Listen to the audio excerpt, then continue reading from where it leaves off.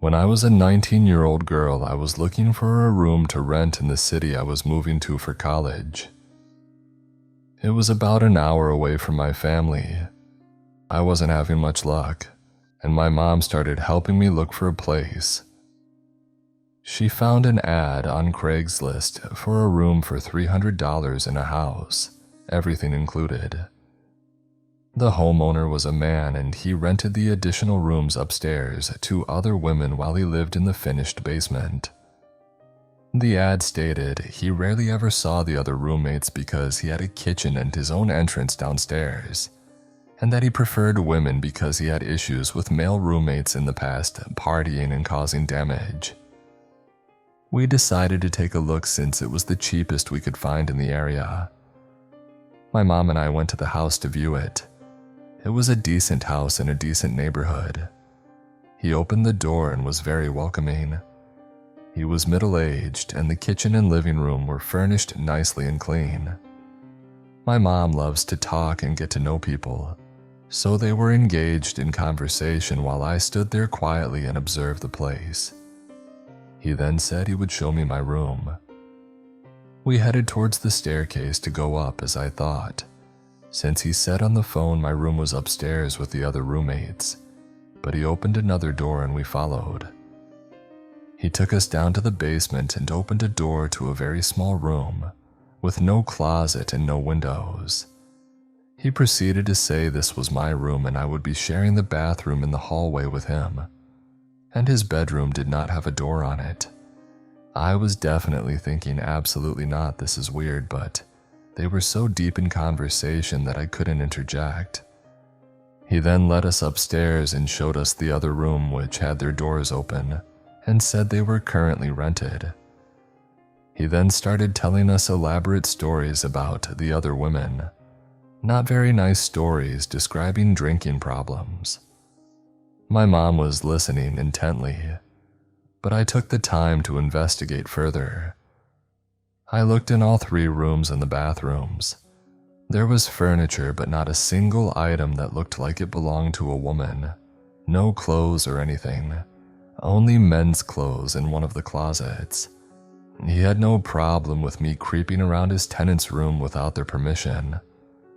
I then heard him tell my mom that he has some of his stuff in their closets, but they don't mind, and I'm just like, why would a tenant pay you for you to use their space as storage? I was feeling really uncomfortable and started moving them back downstairs as they talked. My mom had mentioned when we arrived that her and my dad were going on vacation the next week, but I couldn't go because I had to work. He brought it up again and said that I should come by the next week and have dinner with him and the roomies to see if we would all get along. I said sure, and we left. As soon as we got in the car, I told my mom I would definitely not be living there. She was dumbfounded. I had to explain to her not only did he lie about the room I would be in, that I was not supposed to be in the basement with him as well as share a bathroom with him, and he didn't even have a door. But also, did she not notice how no one else even lived there? She still didn't get it and thought I was just being paranoid and that he was nice and it was a cheap deal. I had to explain it to my stepdad and get him to tell her by no means would I be living there. I tried to report the post, but by the time we got home that day, he had removed it. I think he planned on murdering me at dinner or abducting me and holding me hostage in that basement room that had no way to escape. I hope that guy hits a tree with his car one day. Edit.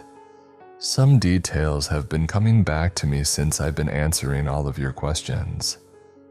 This happened in 2011, so it's been quite a while. When he took us upstairs, there was a wide landing that was surrounded by the rooms. As soon as we got up there, he motioned towards one of the rooms and started this long, intricate story about the woman who lived in there, talking about her alcoholism and a crazy axe. He was very exaggerated in how he talked with a lot of gestures. My mom stood there listening to him.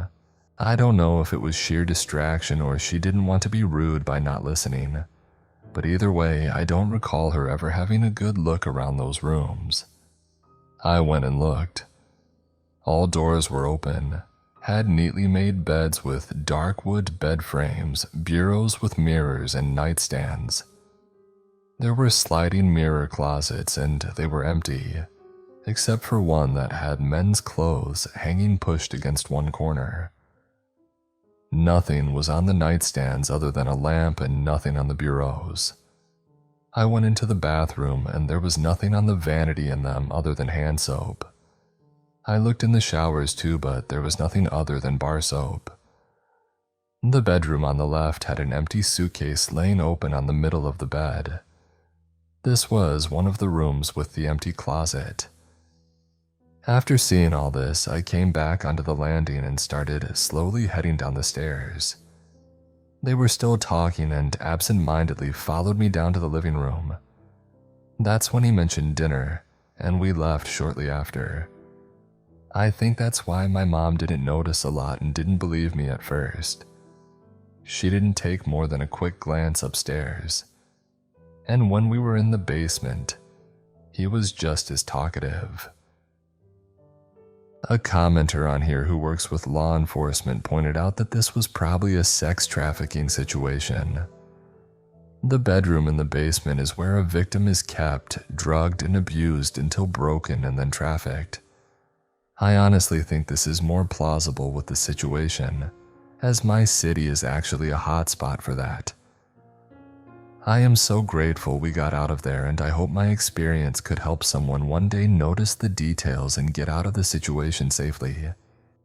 Stay safe, people.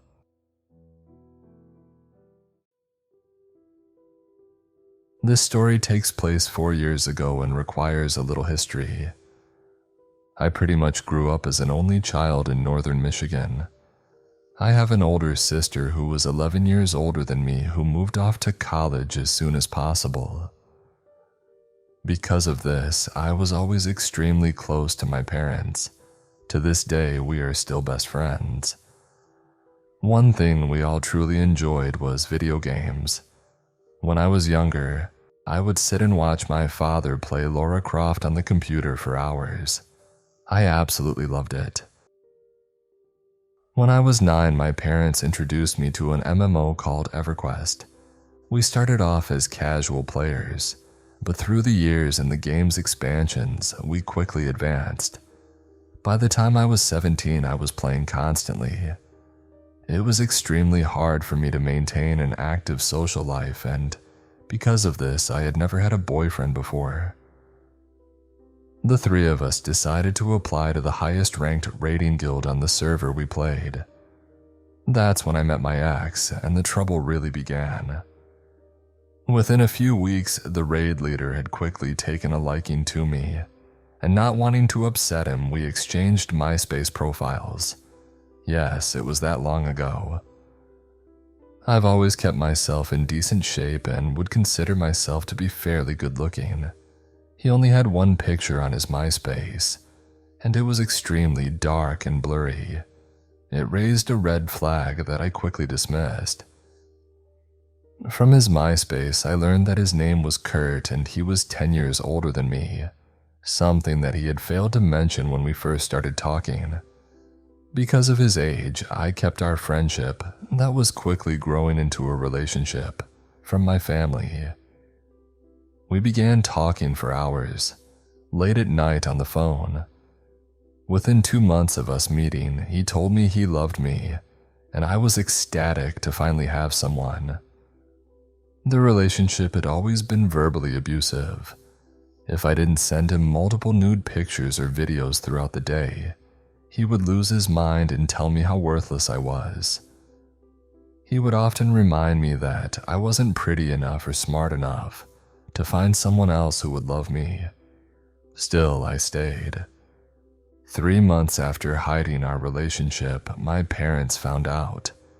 They did whatever they could to keep us apart, including taking away my cell phone, deactivating my MySpace page, and threatening to delete my EverQuest subscription. In the end, they inevitably failed, and being the foolish young girl I was, I fell even more in love with Kurt. Through the next couple of months, my mother actually began to take a liking to him. He was extremely charismatic and could fool anyone. He convinced me to move to Tennessee to be with him. Admittedly, I was excited about this idea. In August of 2009, by this time I was 18, I met him for the very first time. My parents were there to help move me into my apartment. They were somewhat wealthy and agreed to pay for the first 3 months, as long as I got a job and finished beauty school as soon as possible. Almost immediately after my parents left to go back home to Michigan, things started going horribly wrong. The very first night I was there, I cried because it finally hit me. I gave up my entire family and all my friends to be with this man. Seeing my tears upset him, and he began throwing himself at the walls, onto the bed, anything he could hit to try to hurt himself. He would tell me how worthless he felt for making me cry. A week later, I started beauty school located just down the road from my apartment. Everything was seemingly going fine until I started making friends. I became close to 2 girls, and Kurt absolutely hated this. He would accuse them of trying to break up our relationship and trying to make me cheat on him, though they hadn't met him and didn't know anything about him. He wrote me up a schedule I had to follow daily. I could go to beauty school, but I had to be home within 20 minutes of the school closing. I was no longer allowed to go out by myself, and going out to lunch with my 2 new friends was strictly forbidden. He began monitoring my cell phone and only allowed me to talk to my parents when he was around, ensuring I couldn't tell them anything without him knowing. A week later, he hit me for the first time. I don't remember what we were arguing about. I've always been more of the quiet type, but I remember him punching me in the back of the head and falling. I remember lying on the floor as he screamed at me, kicking me in the stomach, in the legs, everywhere but my face. I heard him grab my cell phone and my car keys and put them in his pocket.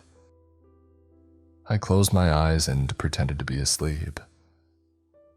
In the middle of the night, I woke up and found my cell phone laying next to him, my car keys nowhere in sight.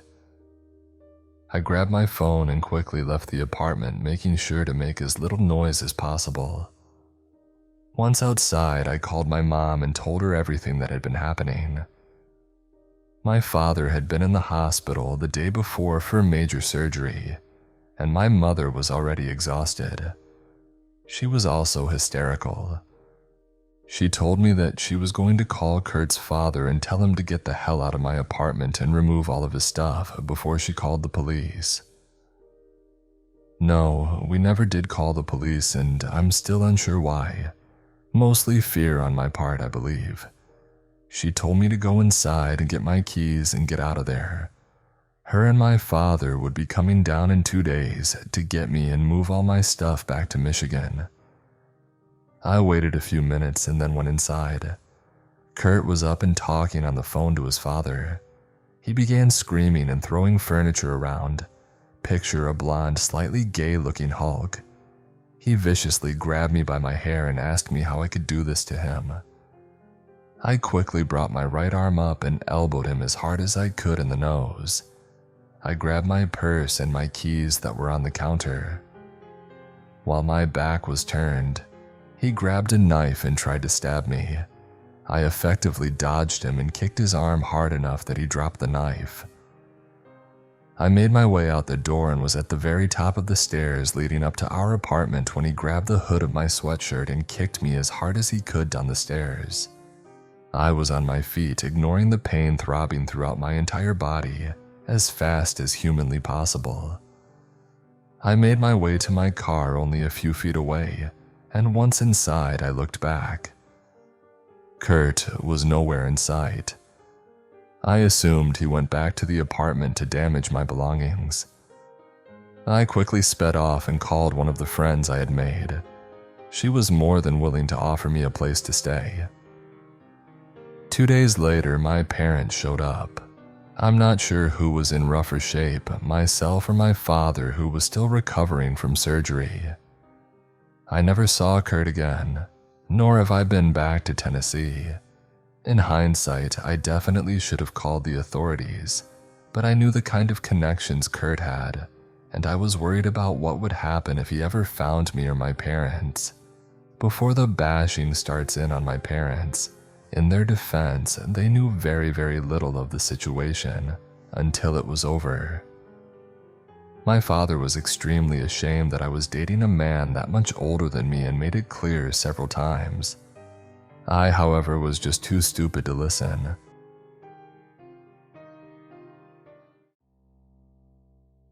So, this happened in 2011, so the exact dialogue may have escaped my memory a bit, but the situation is something I'll never forget. Also, AIM was still pretty active during this time, and so was video chatting. Think Tiny Chat. This is important for later. I was on an online dating site, I won't say which because I'll be dragged mercilessly in the comments, haha, and was talking to this guy. I was 31 at the time and he was 28. We talked for about 6 weeks before I gave him my phone number, and we took it offline to calling and texting for another couple of weeks. 2 months after our initial chat, we were texting, and he told me that he was out having a few beers at a bar near my house. He asked what I was doing and if I wanted to come out, but I had a very long day at work and didn't feel like going to a bar. I'm also not a big drinker. I invited him over to my place. I know. After he finished at the bar and he accepted. I figured I would be okay since I do keep firearms for protection and know how to defend myself if needed. I also had a webcam. I took a shower so I wouldn't smell like a water buffalo on a hot day. The air went out at work, put on some makeup and got dressed to wait. He then called and said he was outside of my house. I clicked record on my computer's webcam program, turned off my monitor and went to let him in. It's around 10 p.m. and he comes in, and we go back to my bedroom because my living room was being remodeled. We're sitting on the bed chatting for about an hour, talking about everything under the sun. The conversation flowed. He was very handsome and so easy to be comfortable with. We got on the subject of firearms and I showed him mine. About 15 minutes later, he asked for some water, so I went to the kitchen to get him a bottle. When I came back, he said he got a phone call and had to leave. After he left, I looked on my nightstand where I put the firearm down after showing him, and noticed that it was gone. I looked everywhere for it, thinking I had put it down somewhere else. Nope, not there. I then played back the recording from my webcam program and sure enough, it shows him grabbing it and putting it in his hoodie. I was terrified at that point. He knew where I lived. He had my firearm and he left his phone on my bed. Right then his phone rings and I answer it. Come to find out he's married. His wife was calling him wondering where he was. I told her everything, including the fact that he stole my firearm and I had video evidence and was calling the police on him. Next thing I know, he's banging on my door, my firearm in his hand, asking me for his phone. The conversation went like this. Him, I need my phone, give me my phone. Me, not opening the door but yelling through the window. Take the clip out of my firearm, empty the chamber, throw the clip into the bushes, the one in the chamber across the road, and put it on the ground. Him, no, give me my phone. Me, I'm on the phone with your wife at the moment and I have you on video stealing from me. I put his wife on speaker. Wife, a whole bunch of expletives. Him, shocked. He runs and gets in his car, then comes back. I threw it in the ditch.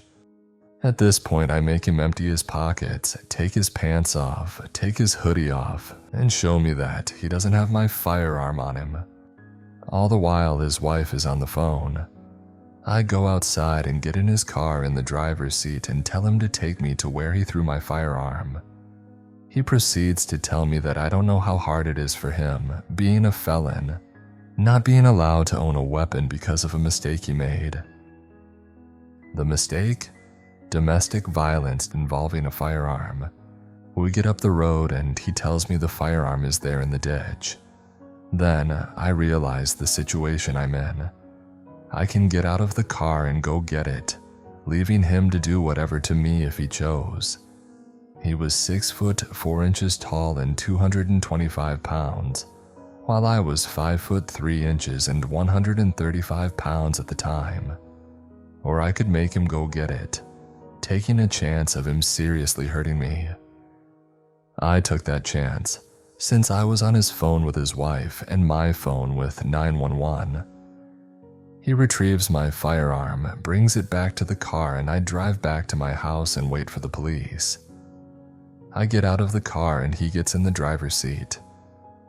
I walk around the back of his car to get his license plate number, and he just puts his car in reverse, hits me, and takes off. They found him later that evening. He still had the clip and the one in the chamber in his pocket, so now he's enjoying time in prison. I'm so glad I never have to meet this person again.